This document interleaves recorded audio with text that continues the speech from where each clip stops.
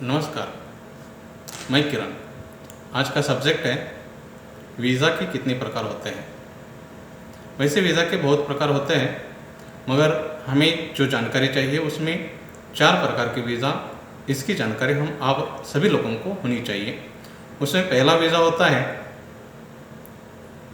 Visit visa, जिस visa से हम और आप सभी लोग अपने देश से दूसरे देश किधर भी विजिट के लिए जा सकते हैं और पर्यटन के लिए जा सकते हैं, घूम फिर के अपने देश फिर वापस आ सकते हैं।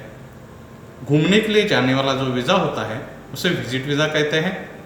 पर्यटन के लिए जाने वाला जो वीज़ा होता है उसे विजिट वीज़ा कहते हैं और इसकी कालावधि 3 महीने की होती है। 3 महीने के अंदर भीतर ही आप और हम कोई भी जा रहा है पर्यटन के लिए तो उसे वापस आना होता है। और इसके बाद जो होता है वो होता है वर्क वीज़ा। वर्क वीज़ा में प्रकार होते हैं, वो समझ में लेना चाहिए, क्योंकि बहुत से लोग काम के लिए अपने देश से दूसरे देश चले जाते हैं। वहाँ पे जब जाते हैं तो वो कौन से प्रोफेशनल के लिए जा रहा है यह देखना जरूरी होता है, इसकी जानकारी होनी जरूरी होती है। तो आप और हम लोगों के लिए ये इम्पोर्टेंट बात है कि वर्क वीज़ा जब मिलता है, जब हम दूसरे देश में काम के लिए जा रहे हैं तो वो कौन सा वीज़ा हमें दे रहा है यह जानकारी जरूर होना इम्पोर्टेंट है। उसमें होमवर्क वीज़ा भी दिया जाता है। वर्क वीज़ा में होमवर्क वीज़ा यानी अपन लोग वर्कर्स होते हैं।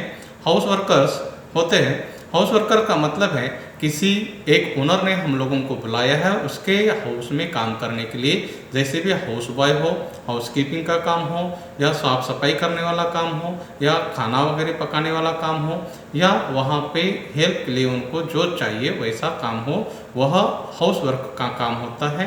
वह आमल मंजली ऐसा भी उसे कहा जाता है। तो उस काम के लिए हाउस बॉय या हाउस वर्क के लिए वो लोग बुला लेते हैं। दूसरा वर्क होता है कंपनी बुला लेती है। दूसरा वीज़ा जो होता है वो वर्क वीज़ा कंपनी बुला लेती है। कंपनी जिस सेक्टर के लिए हम और आप लोगों को बुला के ले रही है उस टाइप का वीज़ा वहाँ पे दिया जाता है। फॉर एग्जाम्पल के लिए लेंगे तो समझिए कंपनी हमें ड्राइवर के लिए बुला रही है तो वह हमें ड्राइवर का ही वीज़ा दे देगी।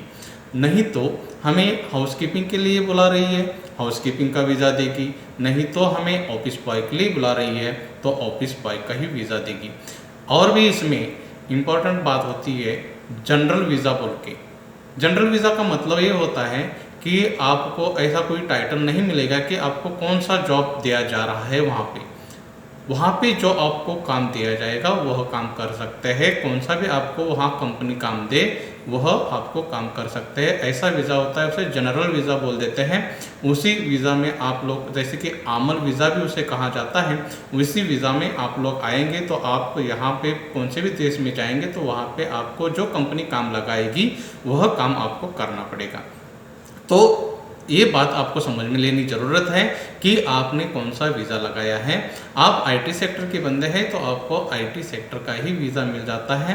आप क्लरिकल के बंदे हैं तो क्लरिकल का वीज़ा बन जाता है। आप मैनेजर पोजीशन के लिए आ रहे हैं तो आपको मैनेजर का ही वीज़ा मिल जाता है। आप जिस सेक्टर में आ रहे हैं कंपनी में उस सेक्टर का वीज़ा आपको मिल जाता है। उसी तरह आपको वहाँ से इधर आने से पहले देखना चाहिए कि आप कौन से सेक्टर में आ रहे हैं और उसी सेक्टर का आपको वीज़ा लगाया गया है या नहीं, इसकी जानकारी होनी ज़रूरत होती है। तत्पश्चात आता है आज़ाद वीज़ा। आज़ाद वीज़ा इसका मतलब कि यहाँ पे कौन से भी देश में आप जा रहे हैं उस देश में जाके आप कौन सा भी काम आपको जो चाहे वो काम कर सकते हैं, जितना चाहे उतना काम कर सकते हो, जहाँ चाहे वहाँ अच्छा वाला जो काम होता है वो काम कर सकते हो। और उसके बाद आपको चाहे जब चाहे आपको अपने देश वापस भी आ सकते हो। फिर उस साल के लिए, जितने साल के लिए वह आज़ाद वीज़ा आपको मिला है उतने साल के लिए आप इधर से उधर वापस भी जा आ सकते हो। तो कभी भी आ सकते हो, कभी भी जा सकते हो, कौन सा भी काम कर सकते हो, कहाँ भी काम कर सकते हो, किसी के पास भी काम कर सकते हो। इसी का मीनिंग है जब चाहे तब काम कर सकते हो, जब चाहे तब जितना चाहे उतना आपको मिलता है, उतना पैसा आप कमा सकते हो। इसे आज़ाद वीज़ा कहते हैं। और इस आज़ाद वीज़ा से आप लोग काम के लिए जा रहे हैं तो आपका खुद का रिस्पॉन्सिबिलिटी होता है, जो जिम्मेदारी होती है, कब आ रहे कब जा रहे, आपको कुछ वहाँ पे हो गए तो सब कुछ खुद की जिम्मेदारी होती है, आपको वह आज़ाद वीज़ा दिया जाता है। तत्पश्चात आ जाता है स्टूडेंट वीज़ा। इसके नाम पर ही आपको समझ में आ जाता है कि जब कोई किसी दूसरे देश में पढ़ाई के लिए जा रहा है तो उसको वहाँ पे जो पढ़ाई के लिए वीज़ा दिया जाता है, जितने साल की पढ़ाई है उतने साल का वीज़ा होता है, उसमें एडिशनल भी एक्सटेंशन कर सकते हैं, रिन्यूअल कर सकते हैं, पर उसको वहाँ जाके पढ़ाई ही करनी है, काम आदि नहीं करना है, किधर जॉब आदि नहीं करनी है। वहाँ जाके जिस यूनिवर्सिटी से आपको वीज़ा मिला है उस यूनिवर्सिटी में जाके, उस कॉलेज में जाके आपको पढ़ाई आदि करनी है और अपनी पढ़ाई ख़त्म करके अपने देश में वापस आ जाना है। यह हुआ स्टूडेंट वीज़ा। ये तत्पश्चात आ जाता है बिजनेस वीज़ा। बिजनेस वीज़ा मतलब क्या है, तो इसके नाम से ही आपको भी इसका भी पता चल जाता है। जैसे कि अपना भारत में या अपने देश में कौन से भी व्यवसाय कर रहे हैं, अपना बिजनेस, खुद का बिजनेस है, तो वह बिजनेस अपन को बढ़ाना है तो दूसरे देश में उस बिजनेस को हमें लगाना है, तो उसके लिए हम लोगों को अपने देश से दूसरे देश जाने के लिए एक बिजनेस वीज़ा निकालना पड़ता है, जो वहाँ जाके अपना खुद का बिजनेस शुरू कर सके। तो उसके लिए जो बिजनेस वीज़ा होता है वह वीज़ा हम लोगों को निकालना पड़ता है और वहाँ अपने देश से दूसरे देश जाके जो भी अपना बिजनेस है उस बिजनेस को बढ़ाने के लिए अनफॉर्चुनेटली परमिशन मिल जाती है।